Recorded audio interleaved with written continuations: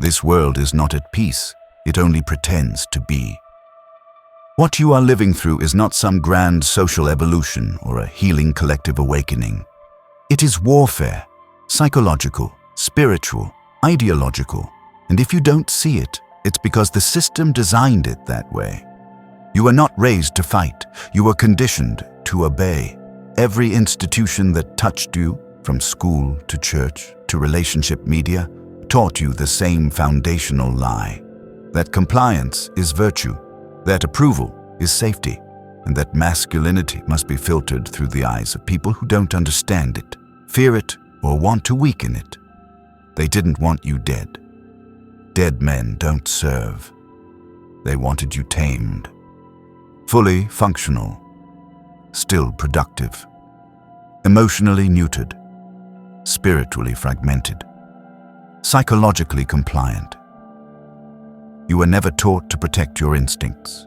You were taught to suppress them, taught to doubt your aggression, to apologize for your clarity, to offer kindness in the face of manipulation, and to interpret betrayal as your own fault.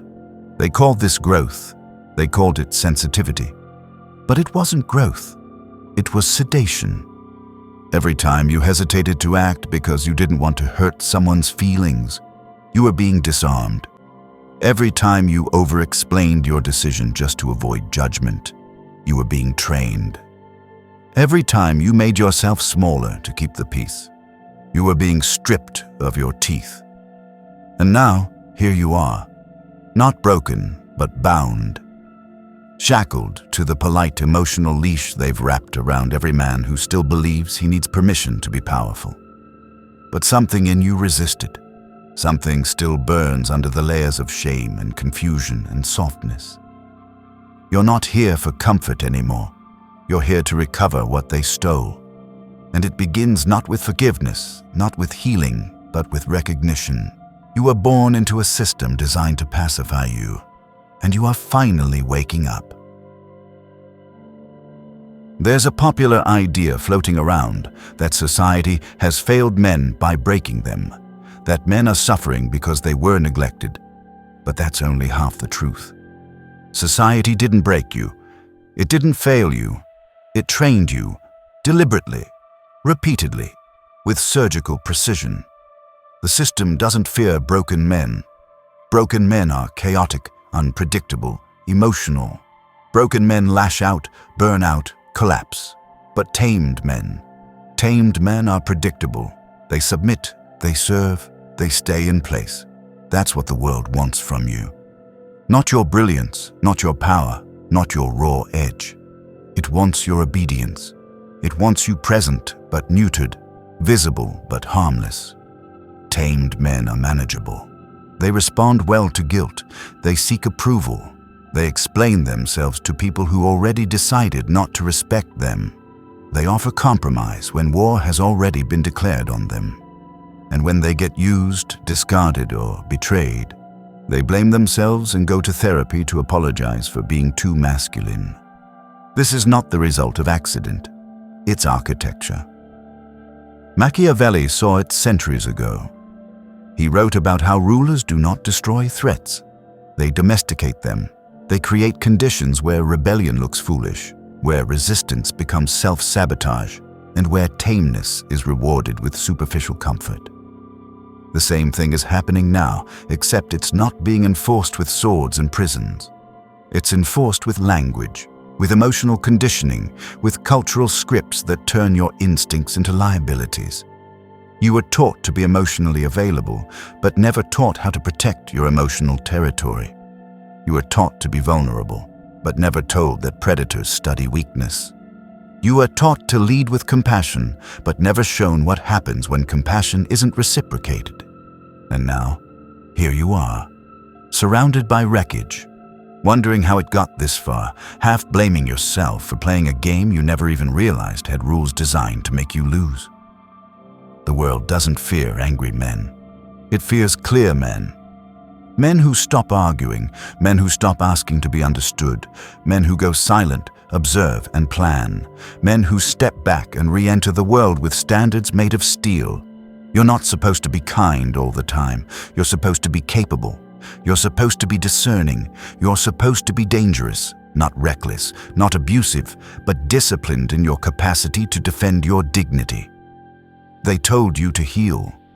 But healing that ends in submission is not healing. It's sedation. You're not here to soften. You're here to rearm. The world didn't break you. It tried to domesticate you. And now it's time to burn the leash. If you're ready to break the conditioning, comment this now. I was not born to be tame. I was born to be dangerous. Because that brings us to Machiavelli's first law. You never win playing by their rules. Every man is given a script. You were given one too. It told you how to behave, what to say, how to treat people. It said things like, be kind and you'll be respected. Be honest and they'll value you. Be vulnerable and they'll never leave. So you followed the rules. You tried to be good. You tried to be open. You tried to be useful. And when you were used up and thrown away, they told you it must have been your delivery, your tone, your unresolved trauma. They never once admitted that the game was rigged. Because here's what Machiavelli knew. Power isn't about playing fair. It's about understanding the hidden mechanics beneath the illusion of fairness. There are those who play and those who write the rules. And if you're not rewriting the rules, you're being ruled. You were taught to speak gently while others calculated. You were taught to believe the best in people while they memorized your soft spots. You were taught that expressing your feelings builds connection, when in reality it often builds a foil, one they'll weaponize later if it gives them the advantage. Machiavelli wrote that men judge more by their eyes than their hands, meaning that people respond not to who you are, but to what they perceive you to be. And in this world, perception is currency. If you're predictable, you're exploitable. If you're apologetic, you're forgettable. If you're endlessly available, you're worthless. The men who win are not the loudest. They're the ones who've mastered how to appear composed while calculating, how to seem harmless while remaining untouchable. You kept trying to prove your worth, but when did they ever stop to prove theirs? You kept explaining yourself, hoping they'd understand your point of view. But when did they ever show interest in hearing it? You hoped they'd appreciate your patience, but all they did was test it. Because in the game of power, those who ask to be respected are already confessing that they aren't. Machiavelli didn't teach manipulation. He revealed how manipulators think. He didn't glorify deception. He exposed the cost of being naive in a world that hides its knives behind smiles. The game isn't rigged because people are evil. It's rigged because most people follow self-interest, and if you're the only one playing by fantasy rules, you're not noble, you're bait. There comes a point when you have to stop asking whether they like you and start asking whether they fear wasting your time. Stop asking to be chosen and start making them qualify for access. Stop obeying the script, burn it, and write your own. If you're done playing a rigged game, comment this. I don't obey the script. I am the author. But the rules aren't the only weapon they used. Next, we expose their most insidious tactic, emotional warfare. They didn't defeat you with force. They didn't need to. They studied you instead. They watched what you loved, where you were soft, where your mind opened without resistance, and then they turned those openings into entry points. This is emotional warfare, and whether you admit it or not, you've been its casualty more than once. You weren't ruined by hatred, you were dismantled by affection. You trusted, you gave, you stayed patient, you assumed everyone played with the same rule book, that if you were loyal, it would be reciprocated. But loyalty, in a world that rewards deception, is a liability, and love, raw, unguarded, unconditional love, was used against you like a weapon sharpened with your own history. This is what Machiavelli understood that modern men forget, that the most dangerous enemies don't attack from outside, they disarm from within. You didn't fall because you were weak. You fell because you believed. You believed their words over their patterns. You heard promises, and you ignored the data. You weren't stupid. You were trained. Trained to think that love means giving without guard, that empathy means self-erasure, that real men sacrifice endlessly in the name of connection. But connection in this age is rarely pure. It's often a transaction masked in emotion. The language of healing has been turned into a marketing script. Vulnerability has become a fishing hook. And the worst part, they watched you bleed and told you it was your fault for not bleeding prettier. You're not alone in this. Every man who's tried to love without armor has learned this lesson. It doesn't mean you stop loving. It means you stop surrendering. Machiavelli would say that to maintain power, you must not be ruled by the emotions of others. Feel them? Yes. Read them. Always. But serve them blindly. Never again. You must stop asking why they hurt you and start asking what your openness cost you. You must stop romanticizing pain and begin cataloging it. You must stop turning your suffering into poetry and instead forge it into memory. Memory that never forgets the patterns, the red flags, the tension before the betrayal. This isn't bitterness. This is survival. And more than that, it's evolution. You don't need to be cruel to be safe. You just need to be conscious. Love is not dead, but your days of blind devotion are. You are now a tactician. You offer affection to those who earn it. You withdraw at the first sign of games. And when someone tests your clarity, you don't explain. You vanish. Your pain wasn't punishment. It was training. They weaponized what you loved. Now you weaponize what you've learned. If you're ready to turn your scars into armor, comment this. My pain is no longer a memory. It is a weapon. This realization leads to a brutal truth. In this war, loyalty is a liability. Once upon a time, loyalty was a virtue. A man was measured by how deeply he could commit, how long he could endure, how much he would sacrifice. But that era is gone, and what replaced it is far uglier. Loyalty has become a trap. It's no longer a value. It's an angle, and if you still believe it protects you, you haven't been paying attention to the battlefield. You stayed loyal, you waited, you tolerated, you forgave. You repeated yourself, gave the benefit of the doubt, swallowed your instincts, extended grace to people who never earned it. And what did they do? They used your consistency as leverage. They turned your dependability into silence. Your love became their invisibility cloak. Machiavelli would have warned you. Loyalty without strategy is suicide. People are loyal to their advantage, not your devotion. They stay when it serves them, they shift when it doesn't, and when they leave, it's not with honesty, it's with a rewritten narrative that casts you as the villain so they can walk away with clean hands. You know this story. You've lived it. That's the modern ritual. You serve quietly, and they exit loudly. And when it's over, you're left with your loyalty, and they're already on to their next conquest. You believed that staying meant something, but staying, in their mind, was something owed, not earned. You need to stop expecting people to match your sense of duty. Most never will. The sooner you accept this, the freer you become. It doesn't make you cynical. It makes you alert. You begin to see relationships not as emotional playgrounds, but as strategic alignments. Who adds clarity? Who drains energy? Who wants your mind, not just your utility? When you stop assuming loyalty and start requiring terms, everything changes. You stop over-explaining your standards. You stop entertaining maybes. You stop romanticizing pain.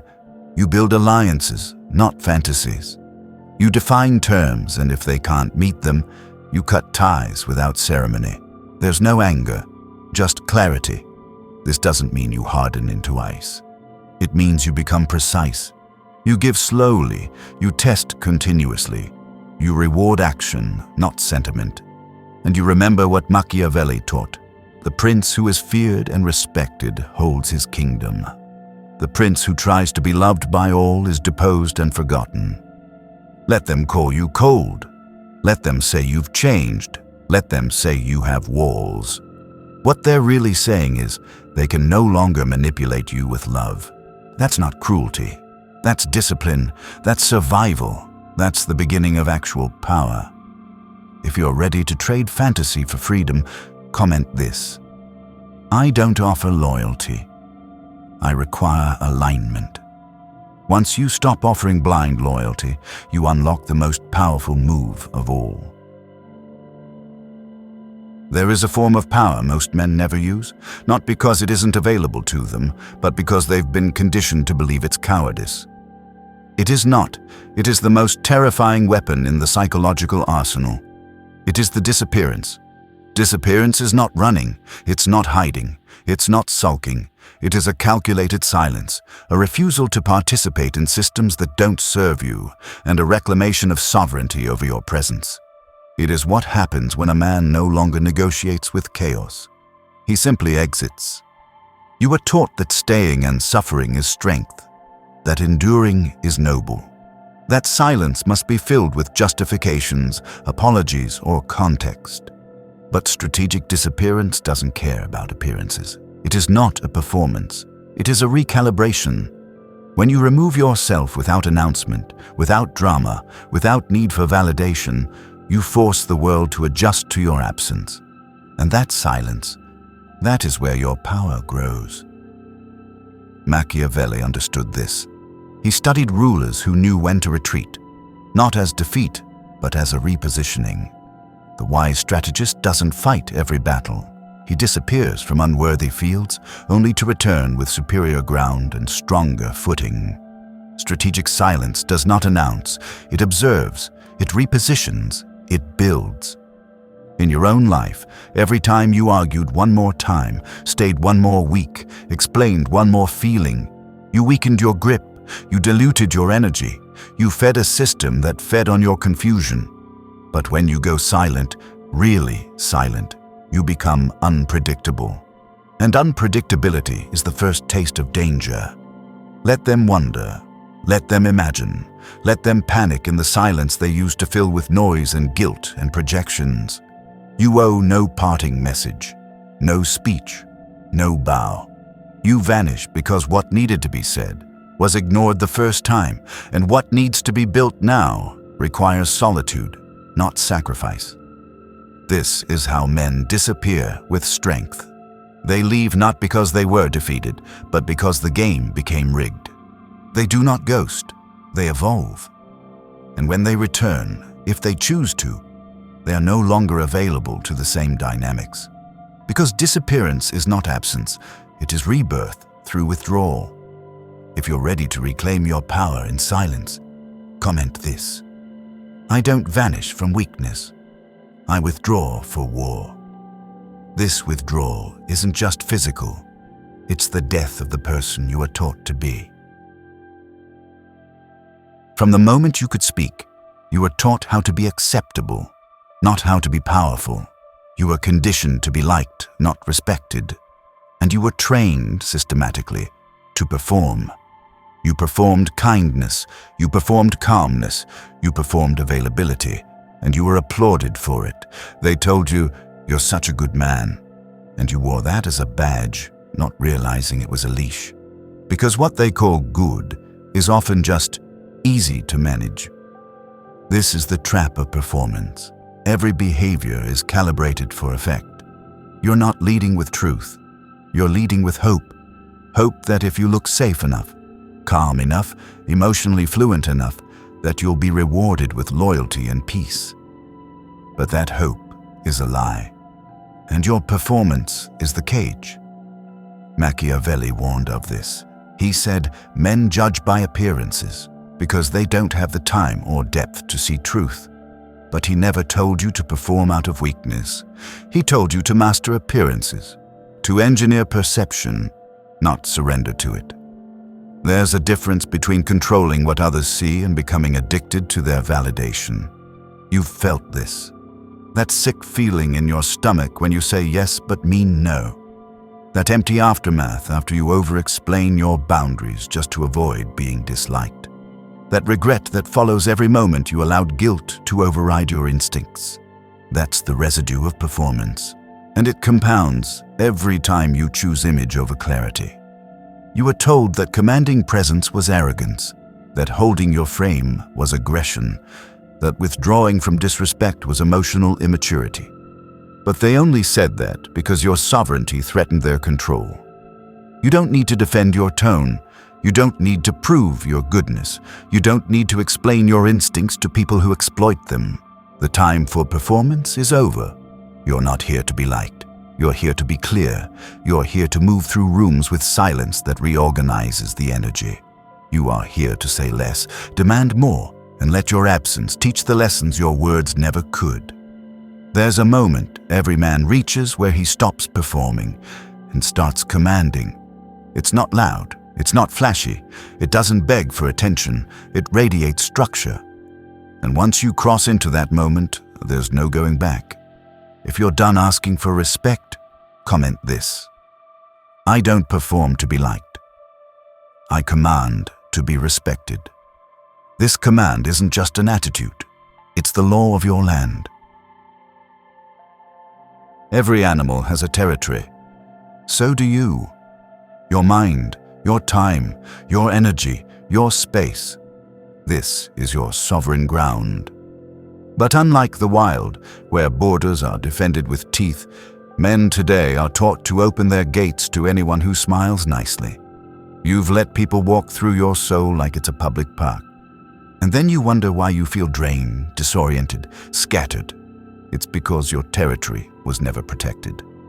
Machiavelli didn't write about emotions. He wrote about fortresses. And the metaphor is perfect. A wise prince never leaves his city unguarded. He decides who gets in, when, and on what terms. But most modern men don't even know they're supposed to be guarding anything. You're so busy trying to be open, inclusive, emotionally available, that you've turned your kingdom into a dumping ground for other people's projections, guilt, and chaos. You don't need to build walls out of spite. You need to build filters out of standards. Not everyone gets to talk to you. Not every conversation deserves your attention. Not every emotion needs your reaction. You have to treat your internal world like sacred territory. Because if you don't own it, someone else will. And here's the terrifying truth most men run from. If you don't dominate your space, someone weaker than you will.